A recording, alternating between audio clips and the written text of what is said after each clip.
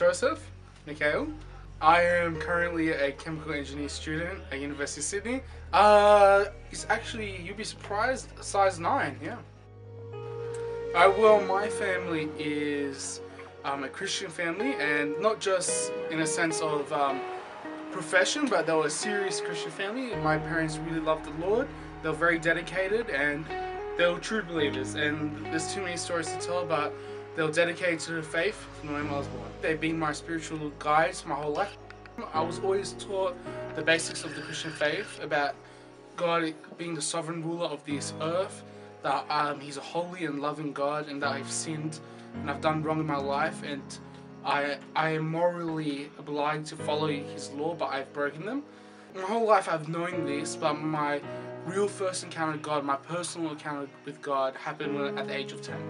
Well, I was actually at a youth group, and we were watching a video about the rapture, or the second coming of Christ. And it really got me thinking at that young age, you know, if the Lord returns, where would I stand with Him? Would I be one of the ones who would be with Him, or those that would be judged? And as I was home and in my room with my sister, my sweet sister came to me, and she asked me what would happen if the Lord returned today? Where would you be? Would you be with Him?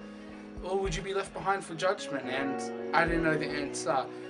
My sister guided me, she led me through the sinner's prayer, and I put my faith in Jesus Christ, and God saved me at that young age. So my sister is my spiritual mother. Well, through high school I was a bit up and down. I knew I was a Christian, I knew my faith, and I knew my God. I would occasionally pray and read my Bible, but I was almost identical like everyone else at that age. You know, there was nothing distinct about me.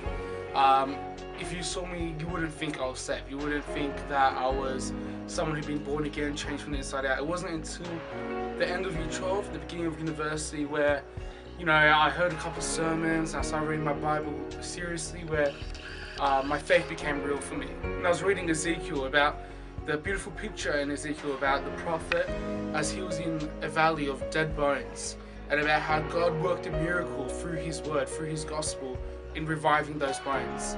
And it just hit me at that moment, and I was convicted that my life should be as if I was alive among dead people. And that's what God has done in our life through Jesus Christ, through the cross, through the gospel. And that's when I became really living for God. My heart is to glorify God in everything. And on top of that, it comes things like living a holy life. Holy life is being separated from sin. You know, every day I'm not doing something for God is a wasted day.